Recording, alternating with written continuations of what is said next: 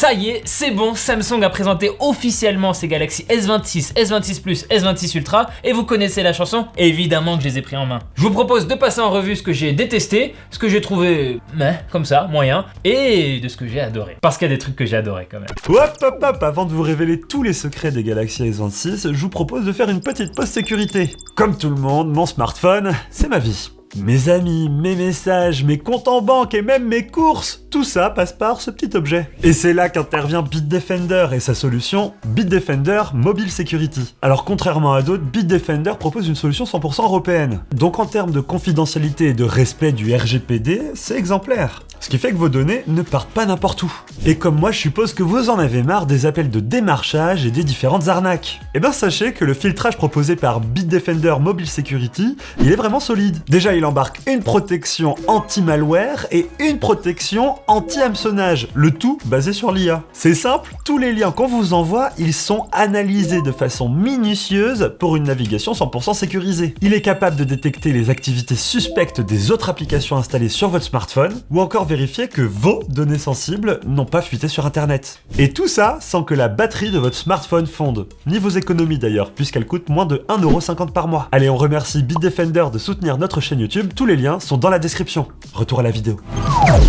Bon, je vais pas tourner autour du pot, le truc que j'ai le plus détesté, c'est évidemment la hausse de prix. Je vous montre le tableau, on a une augmentation considérable pour chaque modèle de la série S26 de Samsung. Il n'y en a qu'un seul et unique qui échappe à cette augmentation, c'est le S26 Ultra dans sa version de base, il reste à 1469€. Mais pour toutes les autres configurations de stockage et pour tous les autres modèles, on est à minimum sur plus 40€ sur le prix et ça va jusqu'à plus 180€, c'est énorme. Et ça, même si Samsung met en avant des nouveautés intéressantes par-ci par-là, ces augmentations-là, elles paraissent quand même bien injustifiées. Et je vous vois vous dans les commentaires me dire oui, moi mon Samsung je l'achète jamais plein pot, je m'en fiche, même s'il y a des réductions, et ben ce sera quand même des prix plus hauts que ce que vous auriez pu avoir. Donc quand même, ça vous concerne aussi.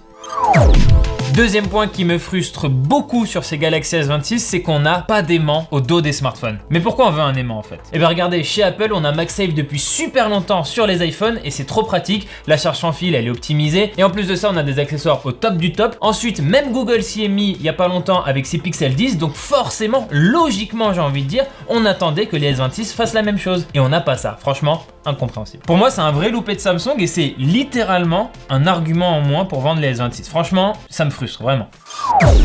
L'autre point qui m'a déçu, c'est ce que j'appellerais la vision de Samsung avec ses modèles S26 et S26 Plus. Je mets volontairement de côté le S26 Ultra parce qu'à chaque fois là, il y a quand même des nouveautés intéressantes qui sont mises en avant. Mais pour les deux autres modèles plus basiques, eh ben, l'intérêt de cette nouvelle génération par rapport à la précédente, franchement, il est imperceptible. Et attention, hein, j'attends pas des changements de folie d'une génération à l'autre, mais j'attends quand même qu'il y ait des évolutions relativement marquantes. Prenons l'exemple de la photo, ça n'a pas bougé, quasiment pas bougé depuis des années et des années. J'ai l'impression que la recette c'est toujours la même et ça franchement Samsung ça va être peut-être dangereux vis-à-vis de la concurrence parce que sur les mêmes gammes de prix on a des concurrents qui font de mieux en mieux, voire déjà mieux que les S26 et S26 Plus, donc attention à vous. Franchement à un moment il va falloir se bouger et montrer que même les S26 et S26 Plus, eh ben c'est des champions de la photo et que tout n'est pas juste réservé à l'Ultra. Et quand je regarde la fiche technique du S26 par rapport au S25, eh ben c'est le jeu des 7 différences. Et je suis pas sûr que j'en trouve 7. Ah si, bon quand même, il y a une plus grosse batterie, on en reparlera, et il y a un écran à peine plus grand qui justifiera donc des changements de dimension et ça permettra du coup d'avoir des coques qu'on ne peut pas réutiliser entre les S25 et S26. Ça c'est bon pour le marketing.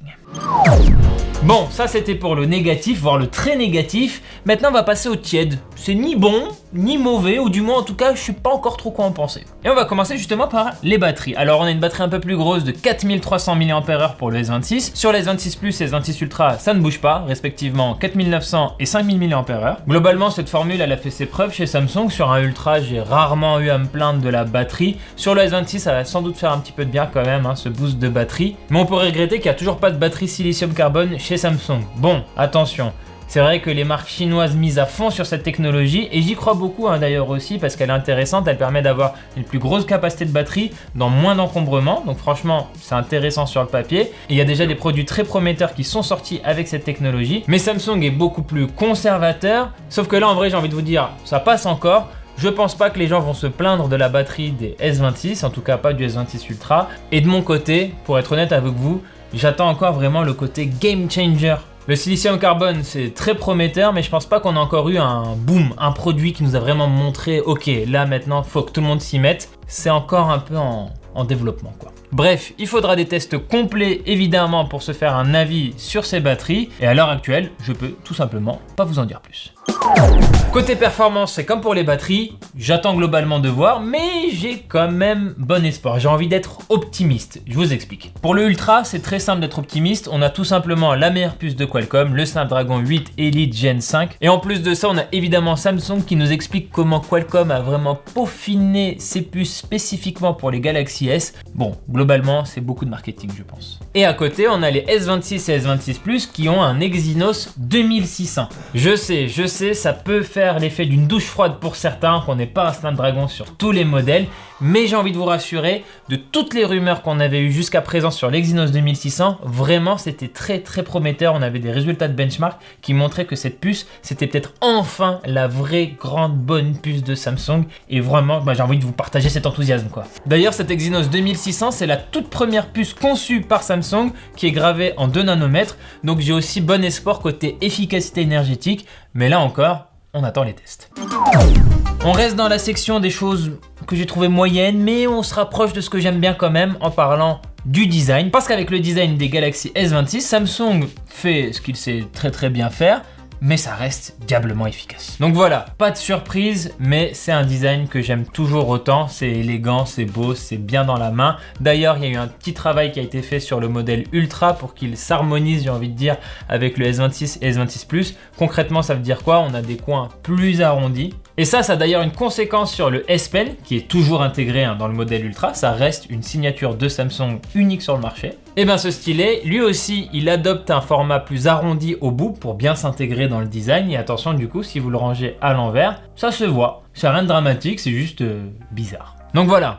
Oui, il y a des mini changements, mais globalement, l'année des designers de Samsung, je pense qu'elle a été assez tranquille de ce côté-là, sans vouloir vous manquer de respect. Et mon commentaire, il va aussi pour les coloris de ces Galaxy S26. On en a 4 dans le commerce pour chacun de ces modèles, les 4 mêmes coloris. Et alors, ok, ça marche bien, c'est joli, c'est propre, il n'y a aucun souci là-dessus, mais ça manque de ce petit grain de fantaisie. Et mine de rien, un coloris qui sort de l'ordinaire, ça marche, on l'a vu chez Apple avec l'iPhone 17 Pro qui s'est vendu comme des petits pains, avec un argument notamment qui revient très souvent, cette couleur orange qui pète aux yeux et qui a plu aux gens.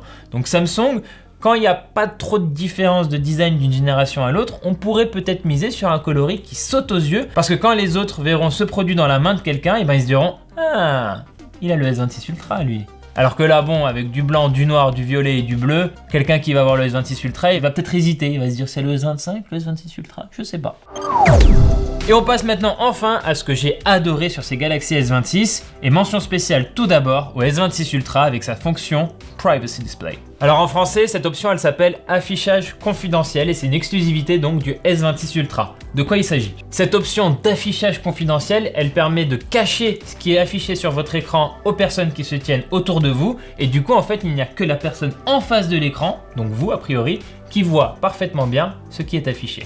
Ça permet d'être plus discret. Et croyez-moi, on l'a testé pendant notre prise en main et c'est bluffant. Franchement, c'est hyper impressionnant. Vous le voyez à l'image, dès qu'on change l'angle de vision, le contenu s'efface. D'ailleurs, dans les images, il y en a qui vont peut-être avoir l'impression qu'on éteignait et qu'on allumait l'écran. Non, on activait et on désactivait l'option, mais l'écran restait allumé, juste il n'était pas visible si vous étiez pas au bon endroit. Alors attention, ne vous attendez pas à la même efficacité qu'un vrai fil de confidentialité physique que vous viendrez coller sur votre écran, mais on s'en approche quand même vraiment beaucoup, même si voilà, on peut deviner que l'écran reste allumé selon la manière dont on le regarde. Mais surtout, cette option du Galaxy S26 Ultra, elle est directement intégrée à l'écran, donc on peut l'activer ou le désactiver à notre guise. Franchement, un petit clic et c'est fait. Mais en plus de ça, vous pouvez sélectionner les applications spécifiques sur lesquelles ce filtre doit s'activer. Donc typiquement, les applications bancaires, les applications de messagerie. Vous n'avez pas envie que tout le monde lise vos messageries, notamment si c'est de la messagerie professionnelle par exemple. Et ça ne s'arrête pas là, parce que vous pouvez aussi faire en sorte que le filtre de confidentialité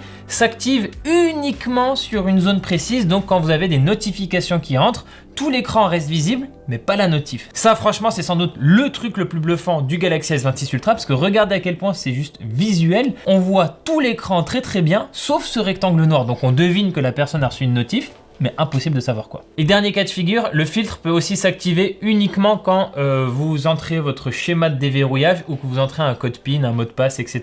Là aussi, il va se dire, ah ok, c'est sensible, je cache. Donc voilà, Samsung a été très malin avec ce filtre puisqu'on a plein d'options pour qu'il s'active vraiment selon nos besoins et que ce soit pas un truc juste on-off bête et méchant. Pour l'avoir testé et pour avoir été dubitatif avant de le tester, franchement j'ai été bluffé. C'est une vraie innovation technologique comme on les aime, comme on rêve d'en avoir chaque année. Et là Samsung fait non seulement un beau coup marketing, mais en plus une belle démo technologique pour ensuite vendre peut-être ses écrans à d'autres concurrents. On pense à Apple notamment qui est très à cheval sur la confidentialité. Là, il y a une technologie parfaite pour Apple par exemple. Et Samsung serait ravi de vendre à Apple cette technologie.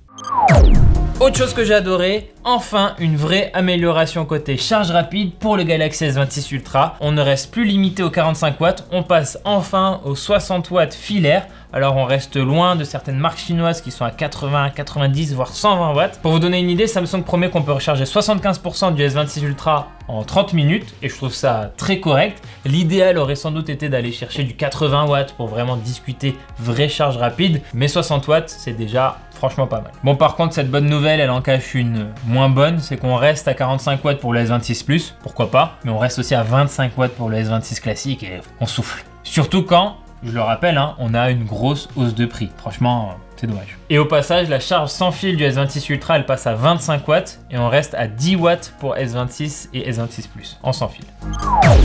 Troisième point que j'ai adoré sur ces Galaxy S26, c'est le seul et l'inévitable One UI. J'adore One UI et là One UI 8.5, j'adore toujours autant. Et j'aime encore plus même parce qu'il y a encore plus de fonctionnalités, notamment tournées autour de l'IA, mais c'est fait d'une manière assez intelligente pour que ça intègre bien l'interface. C'est pas des choses où il fallait activer des options un petit peu obscures dans les paramètres.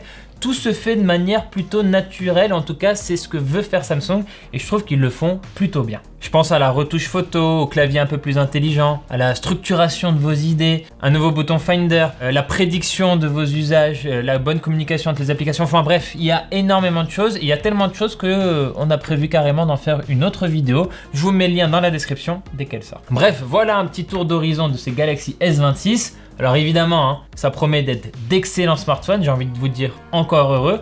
Là, j'ai essayé de m'arrêter sur quelques petits points de détail parce que c'est là que ça se joue sur le très haut de gamme.